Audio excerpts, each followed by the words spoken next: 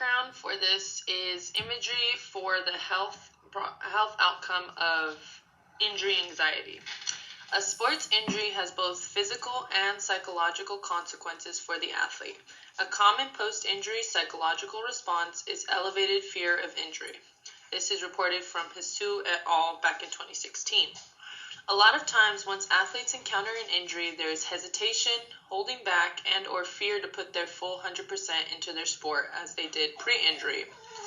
Fear of re-injury after a sports injury can negatively affect the recovery of physical impairments, reduce self-report function, and prevent successful return to sport. This was also reported from Hsu. Equally, growing evidence also suggests that anxiety can play a role in sport injury prevention, occurrence, rehab, and the return to sport process. This was reported from Ford. Positive effects of mental practice on performance, leaving it open whether imagery can also enhance outcomes other than performance, such as motivational or affective outcome. This is the imagery interventions that were established as a psychological tool to enhance performance, psychological skills, and injury rehab.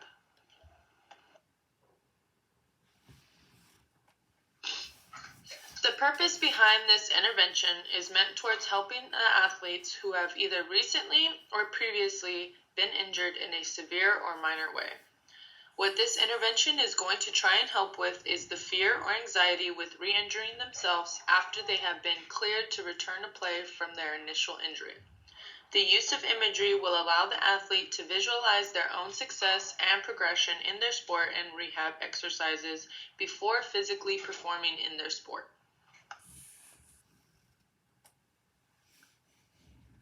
So now we are here at the procedure of our intervention. So to start this off, we will have the athlete report to the athletic training room 15 minutes before they are to report to their respective sport, practice, or game. Usually, coaches always have a 15 or 30-minute rule where they need the athletes to be there before that time, before warm-ups start. We're not having them come in 15 minutes before practice. We're having them come in 15 minutes before that reported time to get ready for practice. So they need to be dressed out, ready, having everything that they need to go to practice from our meeting. So they will discuss with the athletic trainer what their biggest worry for the day is with their injury. From there, the athletic trainer will then give the athlete a sport-specific scenario. If they can come up with more than one for them to do, then that's perfect. But if they can only come up with one, then that's fine as well. So they will close their eyes and have the athlete visualize themselves performing this task with no restrictions, no pain, and no fear. Once they finish that visualization, they will open their eyes and express what they felt and experienced with their eyes closed, asking them questions like, did that feel real? Did you feel yourself hold back at any moment? Do you feel yourself more relieved now that you perform that with your eyes closed? Do we think we can take those proper steps to try and perform it with our eyes open physically in practice today? From there, we're going to ensure the athlete that the visualization can be a reality by taking it one day at a time with their comeback to 100% from their injury, and not to hold themselves back because of fear of re-injury. This is a step-by-step process. We're not just going to have one intervention meeting with them and be like, okay, you're cured, you should be good to go now. No, we're going to take it day by day. If that anxiety, if that fear is still there, we're trying to break down those walls little by little so we can get them back to their 100%. We know that they want to be 100%. So our job with this intervention is to just slowly tear down those walls so we can get that endurance, so we can get that confidence mainly. We're just trying to build all of that back for them. So with the frequency, we will only be meeting once a week for practices, for a practice week, and before every single game. So, and if at any point the athlete feels like they would like to schedule another one with us, then they can totally do that. But that needs to be voiced from the athlete. Our job with this intervention is to solely let the athlete take the lead with this. We are going based off of everything that they are telling us. We're going based off of how frequent they want to see us. But this will be the minimum until they feel they are 100% back. As well as if they feel like they're pretty much 100% back, I think that also making them still meet with us before game days, at least one, if they play during the weekend, at least once for that whole weekend, just so we can check in and make sure that they are still feeling okay. Before and after each meeting, there will be progress notes of how the athlete is feeling in their sport and life-wise to see if there are any improvements as well. So this is all going to be recorded, whether it's on the laptop or whether it's on an iPad, whether it's written, it doesn't matter, but we need to make sure that kind of like the SCAT-5, we're writing down their feelings, asking them, how are we feeling? Are we feeling depressed? Are we feeling anxiety? Are we feeling clouded? Things like that. Just finding those emotions that they might not be thinking about and then trying to break that barrier so they can trust us with that information.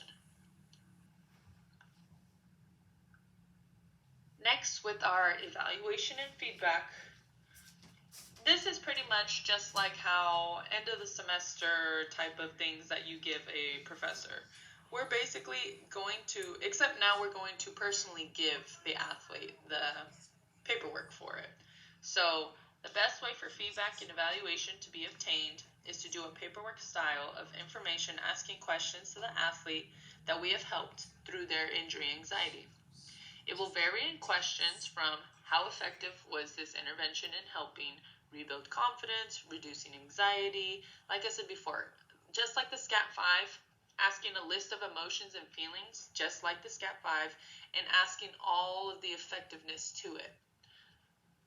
We're also leaving space for free response on any adjustments, improvements, or anything that they specifically did not like from what they worked on with their athletic trainer.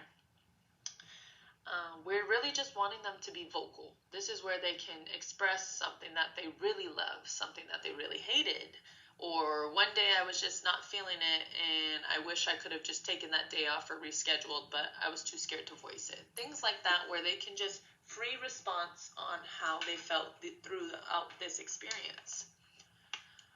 At the very end, we will also include whether or not they would refer or think that other athletes could benefit from this type of intervention.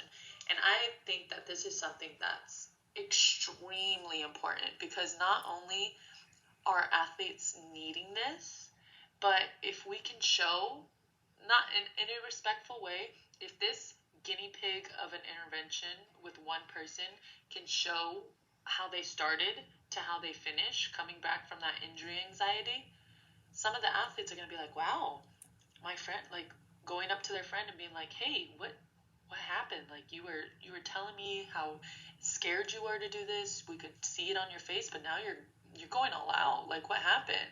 If they can confidently tell other athletes, like I was in like a counseling type of thing. I went through visualization and just brought myself back visually before I came back physically, and it really benefited me. And then I feel like that would not only advertise to other athletes, but we could also advocate for them as well in that aspect. It's all about going off the athletes.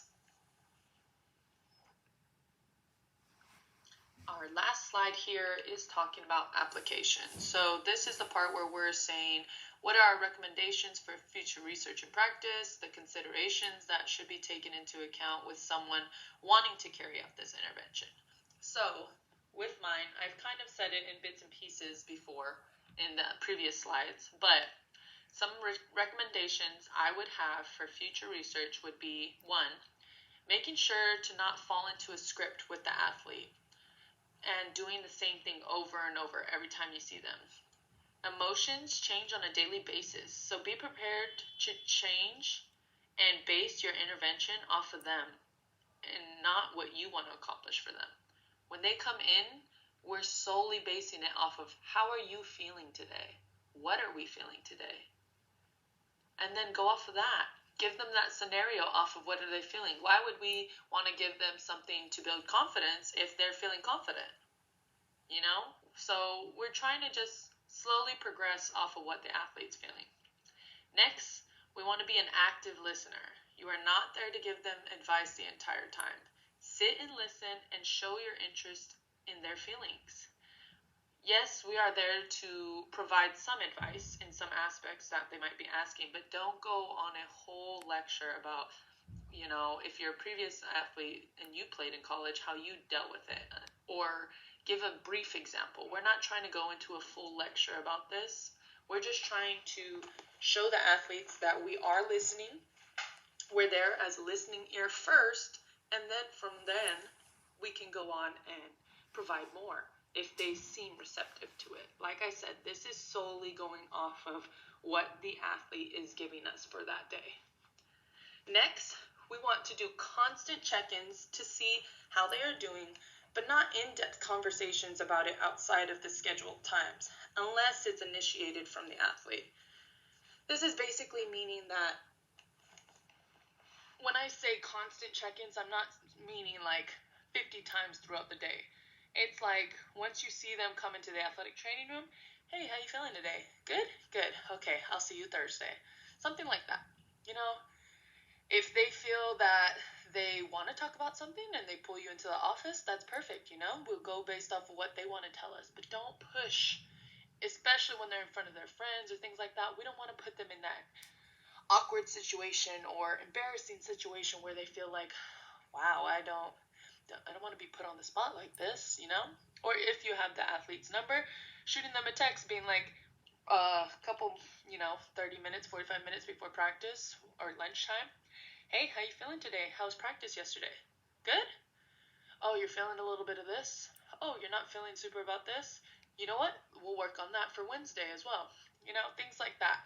You can kind of get an idea on what they might be coming in, so that way you can have something prepared, something minor prepared for that meeting, but don't solely base it off of that. Lastly, do not, I repeat, do not out their feelings to other teammates to try and get more information than what your athlete's given you. This is being like, hey, I don't know if so-and-so told you, but they've been seeing me, and I don't know if they're being completely honest. Have you seen anything during practices, or have they told you anything? This is not gossip time. This is not, let me get into the chisme of things. We are here for the athlete. Trust has to be built. And even though they might not have said much during your first session or the second session or even the third session, they will eventually open up and start feeling more confident talking and comfortable talking through all that with you once they know that they can trust you. Trust has to be built. Like they say, Rome wasn't built in a day. Trust is not built in a day. You have to get through all those things with your athlete first before you get any further. I think that this is super important because as younger athletic trainers that are coming to be certified, like as myself, I'm 25. I'm going to be close in age to some of these athletes, unless I work in a high school. But trying not to get sucked into the drama of things, A lot of times athletes will come in with that, and we want to get, like, oh, what happened? And then we kind of get sucked in even more. They come the next day and update us about that. I have no problem with that, but when it comes to this intervention, we can't allow ourselves to get sucked into that hole. We are here for the athlete. We are basing our intervention off the athlete and how they are feeling. We have to focus on that for them.